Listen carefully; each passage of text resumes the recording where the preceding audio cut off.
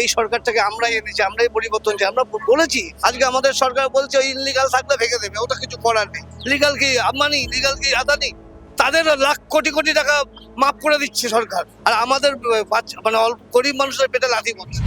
এরকম অত্যাচার করলে আমরা যাবো কোথায়? আমরাও তো একটা মানুষ, আমাদের কথা আপনারা ভাবুন। প্রথম 1 মাস না হাতে এই অবস্থা, আমাদের তো একটা ব্যবস্থা করে যদি কিছু বলতো যে আমাদের একটা ব্যবস্থা করে দিচ্ছি। ওরা দোকান করবে, বড় বড় দোকান করবে। আমি 4 পিস কচুরি, আমার পাশের দোকান 5 টাকা 6 টাকা চা বিক্রি করতো, সেই চাটা এখন আপনাকে 10 টাকা 15 টাকা 20 টাকা দিচ্ছে। আরো বেড়ে যাবে। সাধারণ মানুষ সবার তো আর সরকারি চাকরি না, সবার তো অনেক পয়সা না। কেউ কোনো চাকরিরা আমাদের উপরও ডিপেন্ড করে চলবে।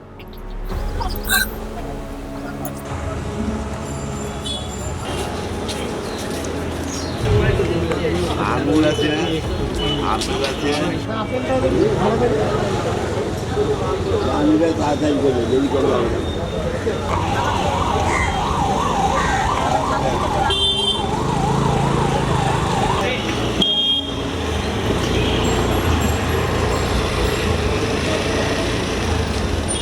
করেছে বলতে 29 তারিখ উনি নোটিশ দিয়ে জানিয়ে দিয়েছিল যে আপনারা এখান থেকে সব সরিয়ে নিন, নাহলে আমরা কিন্তু ভেঙে দেবো। ভেঙে দেওয়া মানে যে এইভাবে জঙ্গি বর্বরতার সাথে ভাঙবে আমরা ভাবতেও পারি।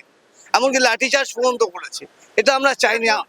এটা রাত্রি 12টার পরে আমরা ছিলাম, আমরা সবাই ছিলাম। এমনকি প্ল্যান মাফিক সব গেটগুলো আটকে দিয়ে যাতে আমরা এক জায়গায় না হতে পারি সবাইকে আটকে দিয়ে করেছে। এটা আমরা খুব কষ্ট পেয়েছি, কারণ এই সরকারটাকে আমরাই এনেছি, আমরাই পরিবর্তন চাই। আমরা বলেছি বড় বড় ইস্যু আপনার আগের মিডিয়াতেও, যে যারা অন্যায়ভাবে কামিয়েছে তাদেরকে ন্যাংটো করে ঘোরা এই সরকার। কিন্তু আমরা যারা সত্যি খেটে খাই, আমাদের জন্য বিকল্প কোনো ব্যবস্থা করুক। বিকল্প ব্যবস্থা যারা, আমরা এই এতগুলো গরিব মানুষ আমরা কোথায় যাবো দাদা? আমাদের তো আমার পরিবারে আমার একটা হ্যান্ডিক্যাপ বাচ্চা আছে, 23 বছর বয়স। আজকে আমার ছেলে আছে, বৌমা আছে, আমাদের এর উপরে সংসার চলে। আজকে আমরা কোথায় যাব? আমাদের কোনো বিকল্প করতে পারবে না। আজকে আমাদের সরকার বলছে ওই ইনলিগাল থাকলে ভেঙে দেবে, ওটা কিছু করার নেই। আরে পৃথিবী ভাবি ইনলিগাল ছিল, লিগালটা আছে কি? তাই তো, লিগাল কি এই কামিজ, লিগাল কি সেনকুবল, লিগাল কি অঞ্জলি জুয়েলার্স, লিগাল কি আম্বানি, লিগাল কি আদানি, তাদের লাখ কোটি কোটি টাকা মাফ করে দিচ্ছে সরকার, আর আমাদের মানে অল্প গরিব মানুষের পেটে লাথি পড়ছে। আমার দোকান ভাঙেনি, আমার তো গাড়ি ছিল, আমাকে আগে বলে যে আমাকে লাগাতে দেবে না, আমি গাড়ি দিয়ে চলে গেছি। ছোট্ট একটা চালা চা নিয়ে এসছে, সাইকেলের মধ্যে ঘুরে বেচবে বলছে রেলের জায়গায় হবে না।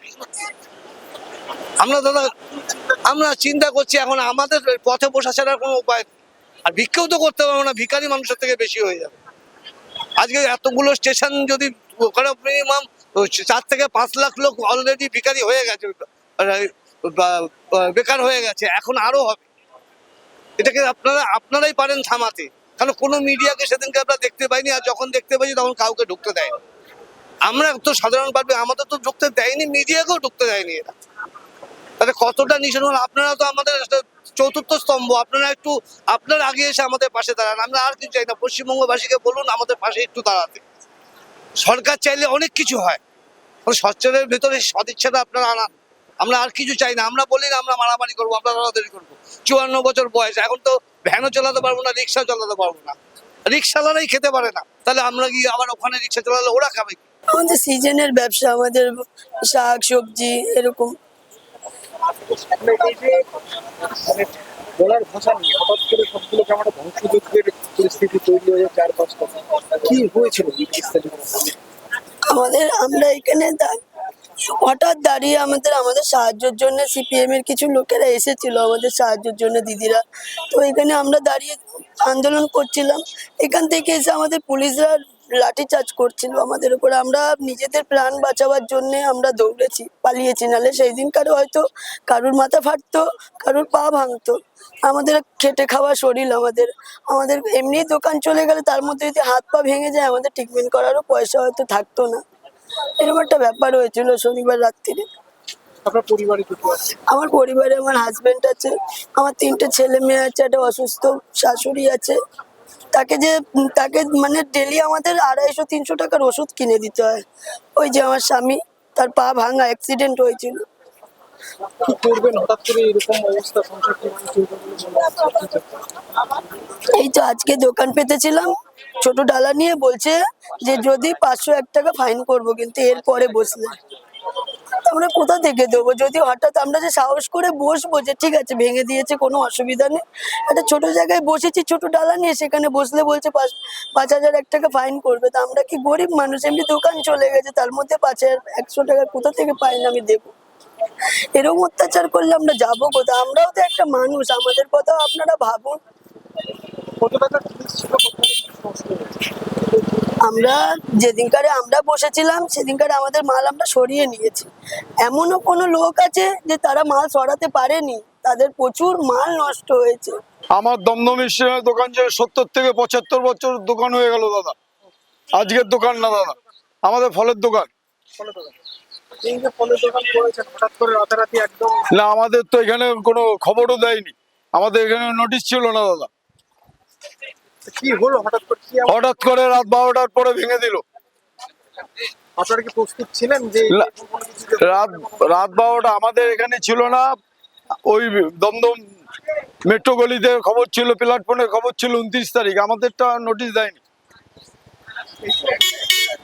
আপনার পরিবারে কে কে আছে? আমার পরিবার 4 জন আছে, 2 ছেলে আর আমরা 2 জন। এটাই কি আপনার একমাত্র রোজগার? হ্যাঁ, একমাত্র রোজগার। কত টাকা জিনিস ছিল এই দোকানে? অনেক টাকার জিনিস ছিল, তাও আনুমানিক ও সব চাপা পড়ে গেছে। কত নষ্ট হয়ে গেছে? হ্যাঁ, সে তো নষ্ট হয়ে গেছে দাদা। তো রেলকে আপনারা বলেছেন, রেলকে আমরা কি আমরা সব দিকে রাজি আছি, আপনি যদি বলে ভাড়া সিস্টেম করে দেবে, স্টল করে দেবে, সব দিকে আমরা রাজি আছি। রেল কি বলছে? হ্যাঁ, রেল কিছু কি বলছে? না কিছু বলছে না। আপনাদের এই জায়গা কি অন্যজনকে দেওয়ার চিন্তা ভাবনা করছে কি? না না, তা কে দেবে সে তো আমাদের কিছু বলছেই না, আমাদের কিছুই বলছে না, আমরা তো সব দিকে রাজি আছি। অল্প কিছু ব্যবস্থা করবেন? না আমাদের কিছু বলছে না, আমরা বহুত দিন ধরে আমরা চেষ্টা করে যাচ্ছি,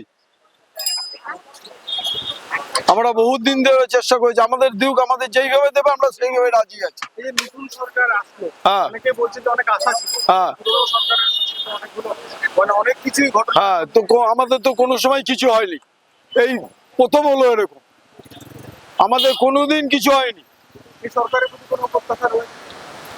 কি করে বলবো বলেন? হ্যাঁ, প্রথম 1 মাস না হাতে এই অবস্থা, আমাদের তো একটা ব্যবস্থা করে যদি কিছু বলতো যে আমাদের একটা ব্যবস্থা করে দিচ্ছি, আমরা তো বলছি আমাদের হ্যাঁ। ছোট ছোট স্টল করেও আমাদের দেখ, আমাদের তাই রাজি আছে, আমরা ভাড়া দেবো, লাইসেন্স করে দেবে, ভাড়া দেবো, সব দেবো। তৃণমূলের হ্যাঁ। দোকান বন্ধ করেছে আমাদের। আমরা এত গরিব, এত হকার, প্রায় 1-150 হকার। কত হকার ছিল এই জায়গাটার মধ্যে? আমরা যখন ছিলাম তখন এইখানটাতেই আমরা ছিলাম, প্রায় 150-200 হকার ছিলাম। তারপর উপরে ছিল, সব দিকে আটকে দিয়েছিল, তো কেউ নামতে পারছিল না, উপর নিচ সব দিকে আটকে দিয়েছিল। এটা রাতের অন্ধকারে হচ্ছে। রাতের অন্ধকারে লাস্ট ট্রেন বেরিয়ে গেছে, তারপরেই কাজ শুরু হয়েছে। মানে এই ধরনের কাজ হবে বলে কোনো রকম অনুমান বা আন্দাজ করতে পারি? আমরা তো কিছু করতেই পারিনি, আর বিনা নোটিশ, আমাদের নোটিশই পড়েনি, আমাদের নোটিশই পড়েনি। এর আগে 2-4টে নোটিশ পড়েছে, আমরা আমাদের বড়রা যারা ছিল তারা এসএসের সাথে কথা বলে মিলচাল করে সবকিছু হয়েছে। আমরা জানি সব বড়রা কথা বলতে গেছে মিলচাল হবে, মিলচাল না হতেই চলে এসছে কাজ। সরকারের আগে বক্তব্য অবস্থা হয়ে গেছে। এখানেও বড় বড় এখানেও আমি যা শুনছি, এখানেও কাউকে না কাউকে দোকানে দিতে দেওয়া হবে, বা ওরা দোকান করবে, বড় বড় দোকান করবে। আমি 4 পিস কচুরি, আমার পাশের দোকান 5 টাকা 6 টাকা চা বিক্রি করতো, সেই চাটা এখন আপনাকে 10 টাকা 15 টাকা 20 টাকা দিয়ে খেতে হবে, আরো বেড়ে যাবে। সাধারণ মানুষ সবার তো আর সরকারি চাকরি না, সবার তো অনেক পয়সা না, কেউ কোনো কোনো যাত্রীরা আমাদের উপরও ডিপেন্ড করে চলতো, সেই 4টে কচুরি খেয়ে একবেলা কাটিয়ে দেওয়া যেত। এখন সে কি করবে? 50 টাকা দিয়ে প্যাটিস খাবে একটা, তার পেট ভরবে? তার ওটা দুবেলা, সন্ধ্যেবেলা সকালবেলা টিফিন হয়ে যাবে 50 টাকা দুবেলা। এখন আমরা আমাদের জায়গায় রয়েছি, চেষ্টা করব ছোট ছোট করে বসার, জানি না কি হবে। আপনারা সবাইকে বলছি সাথে থাকুন আমাদের। আমরা যাব কোথায়, করবো কোথায়, খাবো কোথায়? এমনি তো পশ্চিমবাংলায় কাজ নেই, কে কোথায় যাবে? আমরা শিক্ষিত না, আমরা যদি শিক্ষিত এই রোদ জল বৃষ্টিতে হকারি করতাম না, কেউ এমনি এমনি হকারি করে না।